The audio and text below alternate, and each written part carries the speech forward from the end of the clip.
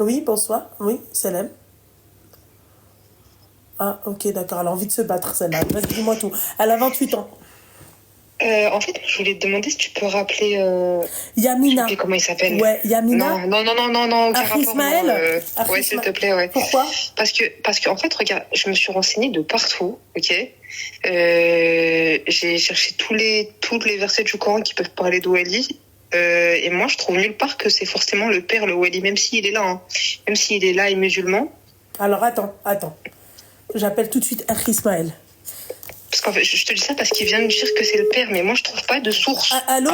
Ouais, Akhi Ismaël, attends, il y a une jeune fille qui m'appelle, qui me dit qu'elle a cherché partout dans tout le Coran, d'accord, qu'elle trouve pas une source où il faut obligatoirement ton wali, enfin, il faut que t'aies un... Non, pas ça. Non, pas ça, non. Que le wali, c'est forcément le père, même si... répète, ma chérie. En fait, moi, je trouve nulle part que le wali, c'est forcément le père, même s'il est musulman et présent. Ben moi, je trouve nulle part que c'est forcément le père. Par exemple, je peux très bien prendre mon frère en tant que wali. Et est-ce qu'on suit que le Coran? Pardon? Est-ce qu'on suit que le Coran? Est-ce qu'on suit que le Coran? Non, c'est vrai qu'on suit pas que le Coran, mais les hadiths, ils doivent être... Excuse-moi, on suit le Coran. Donc on suit le Coran et la Sunna. On est d'accord que le Coran, c'est la parole d'Allah et que la Sunna du messager d'Allah sallallahu alayhi wa sallam nous enseigne comment appliquer le Coran.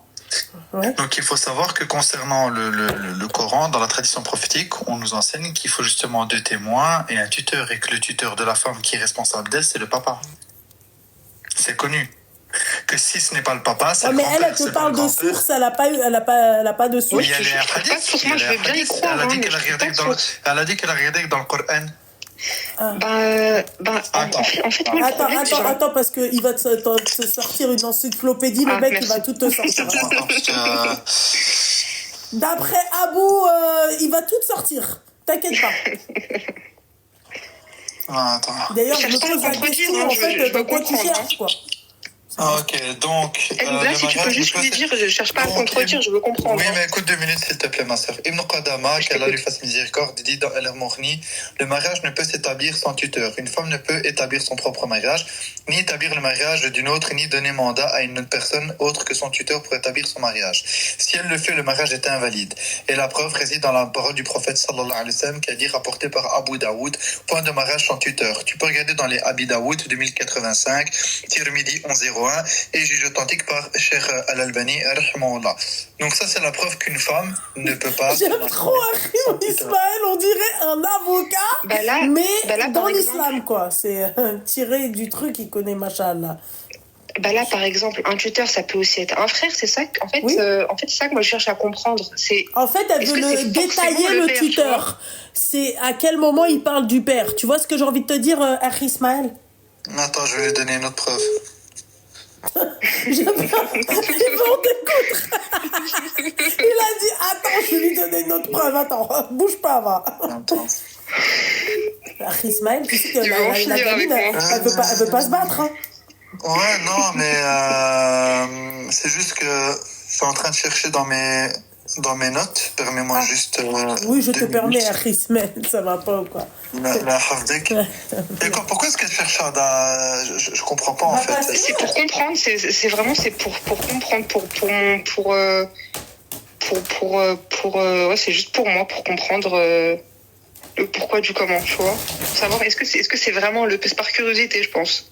Mais le tuteur, ce qui est expliqué, il faut savoir que le tuteur, c'est celui qui est responsable de la fille. Celui qui est responsable de la fille, c'est le père. C'est un peu logique, j'ai envie de dire.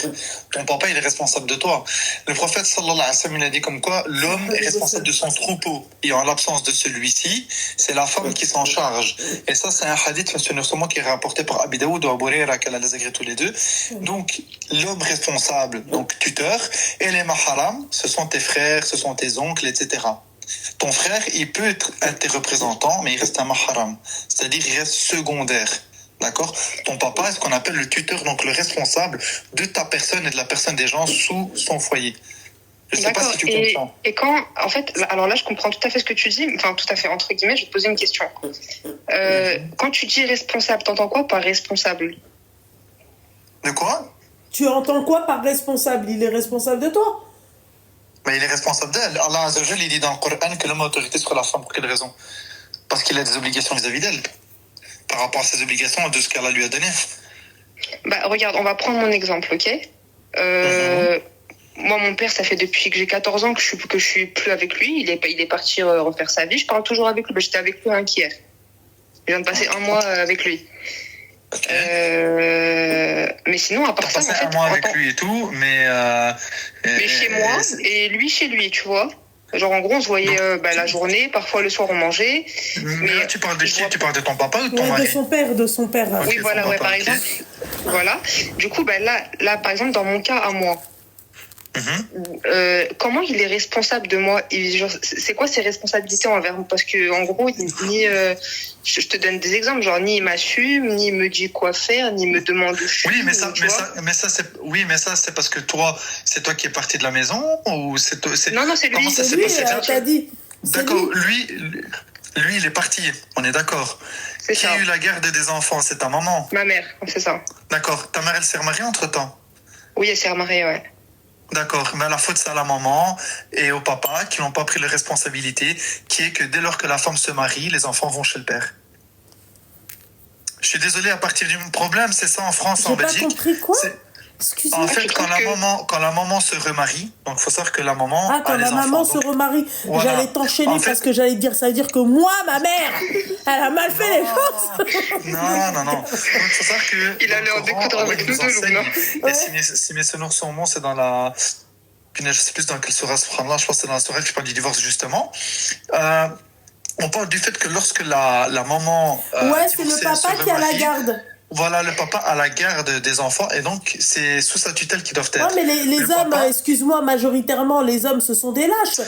Même mais il n'y a pas de majorité, mais on s'en fout, des lâches ou pas des lâches, c'est comme ça. Comment tu fais? Tu vas l'obliger à prendre ses gamins? C'est une obligation. Mais alors attends, il comprend pas. Ismaël, s'il te plaît, d'accord? Tu vas l'obliger à prendre ses gamins. T'en as, ils te disent Menjinati Wennes, tant mieux si la maman elle garde mes gosses. Moi, j'ai pas le temps pour les gosses. Moi, il y a un mec qui me l'a dit, Daï. Il m'a dit, moi, j'ai pas le temps. Attends, t'as pas le temps pour les gosses, mais t'as eu le temps de me les faire. Non, t'as pas compris. Mais j'ai compris. J'ai compris dans quel sens tu veux le dire. Mais si on veut que les hommes ne soient pas des lâches et soient justement responsables, il n'y a pas le choix. Tu veux faire quoi? Attends, tu les déposes en bas de chez lui? Justement, il y a des lois, c'est ça que je t'explique. Si la maman elle est mariée, que les enfants sont encore en bas âge ou même adolescents, elle peut très bien aller au tribunal dire voilà, écoutez, moi maintenant je veux une garde partagée et l'homme il l'a dans l'os.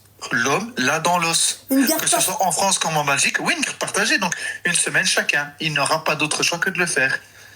Donc voilà, donc ça revient à peu près au fait. Non, parce que de base, c'est une semaine sur deux, vu que le papa ne doit pas avoir les enfants autant que la maman, vu que c'est elle qui a la garde des enfants, c'est chez elle qu'ils doivent vivre. Maintenant, même s'ils vivent chez la maman, l'homme, il doit être présent. C'est-à-dire, il doit montrer quand même qu'il est là pour les enfants, qu'il est là quand même pour la maman s'il y a un problème au niveau des enfants. Et ça, malheureusement, beaucoup ne l'appliquent pas. C'est-à-dire que dès qu'il y a un divorce qui est établi, ils se lavent les mains et disent bon. D'accord, ok. Et si demain, par exemple, le père, il est décédé et que la maman veut refaire sa vie, les enfants, ils vont? Ah non, là, c'est totalement différent. Là, il est décédé. Là, on parle de séparation. S'il est décédé, ils restent avec leur maman, bien entendu. Ça, c'est normal. D'accord, et si le papa, il veut pas? S'il veut pas, c'est qu'il rejette alors sa tutelle. Si maintenant le père rejette son autorité, ses responsabilités, et donc le fait qu'il soit tuteur, à ce moment-là, ça vient directement sur le grand-père. Si le grand-père n'est plus là, à ce moment-là, c'est sur le frère du père.